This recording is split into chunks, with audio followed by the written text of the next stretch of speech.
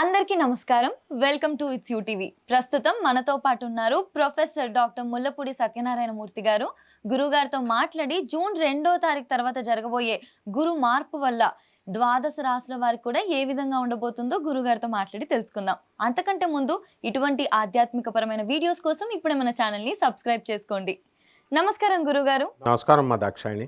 గురుగారు, మనకి జూన్ 2వ తారీఖు తర్వాత గురు మార్పు అనేది జరగబోతుంది కదా! తులారాశి వారికి ఏ విధంగా ఉండబోతుంది మరి? తులారాశి వారికి ఈ యొక్క గురు మార్పు తర్వాత 2 జూన్ 2026 సంవత్సరం నుంచి మిథున రాశి నుంచి కర్కాటక రాశిలోకి మారింది.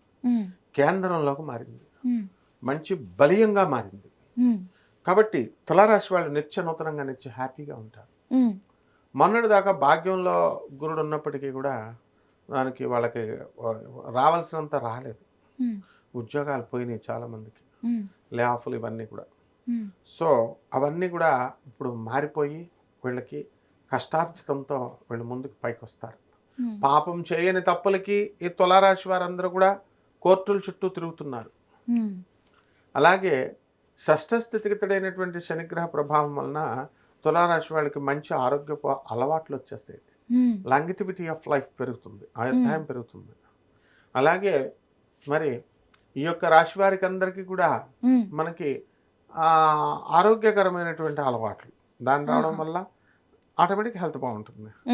పంచమంలో ఉన్నటువంటి రాహుగ్రహ ప్రభావం వలన వీళ్ళకి పిల్లల నుంచి అనేకమైనటువంటి సమస్యలు అనేటటువంటివి ఎదుర్కొంటారు.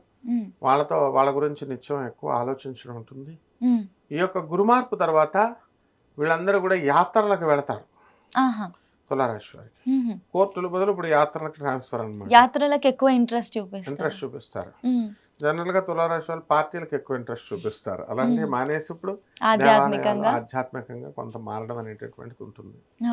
అలాగే లాభంలో ఉన్నటువంటి కేతుగ్రహ ప్రభావం వలన వీళ్ళకి రొయ్యల వ్యాపారం దగ్గర నుంచి ఉప్పు చేపల వ్యాపారం ఇలాంటి వ్యాపారాలకు పెట్టుకుంటే కనుక బ్రహ్మాండంగా ఉంటుందన్నమాట.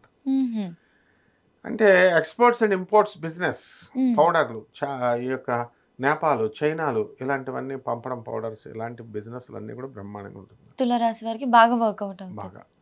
అలాగే ఈ యొక్క చిట్టిపాటల వ్యాపారాలు ఉంటాయి. ఈ వ్యాపారాలన్నీ కూడా వీళ్ళు షూరిటీలు సంతకాలు అక్కర్ లేకుండా ఇచ్చేస్తున్నారు. అలాంటివన్నీ కూడా ఆ వ్యాపారాలు కూడా బ్రహ్మాండంగా ఉంటాయి వీళ్ళకి. అండ్ నామినీలు లేకుండా వీళ్ళు సెక్యూరిటీలు లేకుండా ఇవ్వడంలో ఈ తులారాశి వాళ్ళు దిట్ట అనమాట. వీళ్ళు తీసుకోవడం కాకుండా మిగతా వాళ్ళందరూ కూడా ఇప్పిస్తారు. అయితే ఇవన్నీ కూడా వికటించినప్పుడు ఇప్పుడు బుద్ధి వస్తూ ఉంటుందన్నమాట. ఈ యొక్క తులారాశి వారికి ఆదాయాలు బ్రహ్మాండంగా పెరుగుతాయి, ఖర్చులు అధికంగా పెరుగుతాయి. అండ్ ఈ రాశి వారికి అందరికీ కూడా వాహనాలు కొంటారు. తర్వాత ఇతర దేశాలకి వీళ్ళందరూ కూడా వెళ్ళాలి అని కోరుకుంటారు తులారాశి వారు. దశమగురుడు అందున స్వక్షేత్రగతుడు ఉచ్చస్థితి కారకుడైనటువంటి గురు గ్రహ ప్రభావం వలన వీళ్ళు చేసేటటువంటి వృత్తిలో టాప్గా మారడానికి అవకాశాలు ఉంటాయి.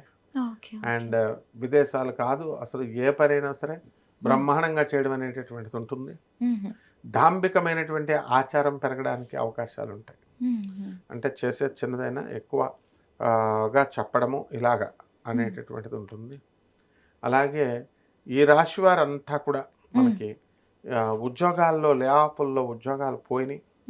ఇంకా వీళ్ళకి ఉద్యోగాలు రావు, పాపం రావా, స్లోగా వస్తాయి. జూన్ 2 తర్వాత ఉద్యోగాలు అంటే అవి చాక్లెట్లు కాదు కదా, బజార్లో కొనుక్కోవడానికి టైం పడుతుంది. సో ఫస్ట్ లే ఆఫ్ అయిపోయింది వీళ్ళకి అనమాట. సో స్లోగా వస్తుందంటే వీళ్ళకి ఆ కెపాసిటీకి తగ్గట్టు చూసుకుంటారు కదా. సో నెక్స్ట్ 2 monthsలో వీళ్ళకి రావడానికి సెట్ అవుతారు. అలాగే ఆడపడుచుల బాధ, అత్తల బాధ, స్త్రీల బాధ, ఇలాంటి రకరకాల బాధలతో వీళ్ళంతా కూడా మనశ్శాంతిని కోల్పోతారు. అసలు ఈ రాశి వారికి అసలు మనశ్శాంతి కోల్పోవాల్సినటువంటి అవసరం లేదు. ఎందువల్లంటే దే ఆర్ వెరీ హ్యాపీ, వాళ్ళ పని వాళ్ళు చేసుకుని ఉండొచ్చు. అయితే విచిత్రంగా అటువంటి కష్టాలు, అటువంటి పరిస్థితులు రావడం, వీళ్ళ పిల్లల్ని వీళ్ళు స్కూళ్ళకి కాలేజీలకి తీసుకువెళ్ళడం, ఇలాంటివన్నీ కూడా వీటి వల్ల కొంచెం వీళ్ళ ఒళ్ళు నలగడం ఇలాంటివన్నీ కూడా జరుగుతాయి అన్నమాట తులారాశి వారికి. అలాగే పొలాలు తోటలు కొనాలని ఉంటుంది. అలాగే ఆ తోటలన్నీ కూడా వీళ్ళకి కొనడానికి అవకాశాలు ఈ యొక్క రాశి వారికి మనకి ఈ గురు మార్పు దాటిన తర్వాత వీళ్ళకి కనబడడం జరుగుతుంది. ఓకే. ఓకే. మొత్తానికైతే బాగా కలిసొస్తుంది. గురుగారు కొంతమంది ఎప్పటినుంచో పెళ్లి ప్రయత్నాలు చేస్తా ఉంటారు. కానీ కలిసి రాదు. కుదరకపోవడమో ఏదో ఒకటి జరుగుతా ఉంటది. మరి ఈ సంవత్సరం తులారాశి వారికి పెళ్లి విషయంలో ఏ విధంగా ఉంటుంది? ఈ తులారాశి వారికి పెళ్లి విషయంలో బ్రహ్మాండంగా ఉంటుంది. హుహు. ఇప్పుడు పెళ్లి ముహూర్తాలు ఉన్నాయి ఇప్పుడు. హ్మ్. కానీ ఈ యొక్క రవి బుధులిద్దరు కూడా హ్మ్. మనకి అష్టమ స్థితిగతులు అవడము, హ్మ్. కుజుడు సప్తమాధిపతి మరి సప్తమ స్థితి కారకుడై ఉన్నాడు. హ్మ్. ఖచ్చితంగా పెళ్ళి అవడానికి అవకాశాలు ఉన్నాయి. హుహు. అలాగే ఈ యొక్క మనకి గురుగ్రహం హ్మ్. మనం తీసుకున్నప్పుడు కేంద్రంలో ఉండి మిగతా వాటిని కూడా యాక్సిలరేట్ చేస్తూ ఉంటాడు హ్మ్. హ్మ్. శుభ దృష్టితో. హ్మ్. సో ఇల్లు లేనటువంటి వాళ్ళందరూ కూడా ఇల్లు కొనడానికి అవకాశాలు ఉంటాయి. ఓకే. హ్మ్. అలాగే కష్టాల్లో ఉన్నటువంటి వాళ్ళందరూ కూడా కొంచెం కష్టాల్లో ఉన్న బయటికి రావడానికి ఉపశమనం అవకాశాలు లభిస్తుంది. కనబడుతున్నాయి. హ్మ్. సక్సెస్ఫుల్గా వీళ్ళు సెటిల్ అవ్వడానికి అవకాశాలు ఉంటాయి. హ్మ్. విద్యార్థులు చదువులో బ్రహ్మాండంగా చదువుతారు వీళ్ళు. హ్మ్. అండ్ పెళ్లి చూపుల్లో వాళ్ళకి పెళ్ళిళ్ళు అవన్నీ కూడా అవలేలగా అవుతాయి. ఓకే. అండ్ దేనికోసం బాధపడాల్సినటువంటి అవసరం లేదు. ముఖ్యంగా రైతులకు ఏ విధంగా ఉండబోతుంది గురుగారు? ఈ యొక్క తులారాశి వారికి పంచమ రాహు కాబట్టి కొంచెం రైతులు కొంచెం హ్మ్. బాగుండదు పరిస్థితి. కొంచెం హ్మ్. కొన్ని ఎక్కువ కష్టపడాల్సినటువంటి అవసరం కనబడుతుంది. హ్మ్. ఆ తర్వాత డెవలప్మెంట్ అనేటటువంటిది వాళ్ళ ఇళ్లలో చేసినటువంటి ఈ అప్పులు అన్నీ కూడా తిరిగి వచ్చేయడం జరుగుతుందన్నమాట. మరి ఇలాంటి సమయంలో వాళ్ళు ఏ దేవత ఆరాధన చేస్తే వాళ్ళకి చక్కగా పరిస్థితులు సెట్ అవుతాయి? కాలభైరవ శివుడు, హుహు. వీరభద్ర శివుడు అంశాలు ఏవి చేసినా సరే పనికొస్తాయి. హుహు. ఓం నమస్తే అస్తు భగవన్ విశ్వేశ్వరాయ మహాదేవాయ త్ర్యంబకాయ త్రిపురాంతకాయ త్రికాగ్నికాలాయ కాలాగ్నిరుద్రాయ నీలకంఠాయ మృత్యుంజయాయ సర్వేశ్వరాయ సదాశివాయ శ్రీమన్ మహాదేవాయ నమః అంటూ ఆ హ్మ్. పరమేశ్వరుణ్ణి మంత్రజపం చేసుకోవడము, హ్మ్. నీళ్లతో అభిషేకం చేయడము, హ్మ్. ఈ రకంగా చేసుకుంటూ ఉన్నట్లయితే సరిపోతుంది. హ్మ్. అలాగే వీళ్ళందరూ కూడా మనకి ఈ యొక్క తులారాశి వారికి హ్మ్. రాహు బాగుండలేదు కాబట్టి హ్మ్.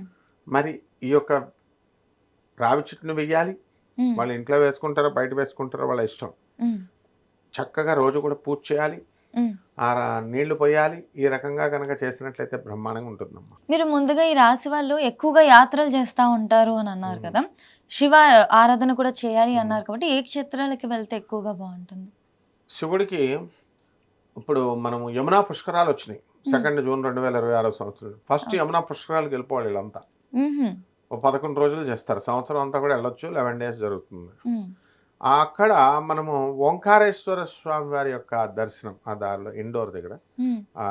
వాళ్ళు వెళ్ళినోళ్ళని వదిలేసేయండి. కొత్తగా వెళ్ళాలనుకునేటటువంటి వాళ్ళు యాత్రకి ఏ క్షేత్రానికి వెళ్తే బాగొస్తుంది అన్నారు కదా! అవునవును. ఓంకారేశ్వర మమలేశ్వర స్వామి వారి యొక్క దర్శనం చేసుకున్నట్లయితే హ్మ్. వీళ్ళకందరికీ కూడా బ్రహ్మాండంగా ఉంటుంది.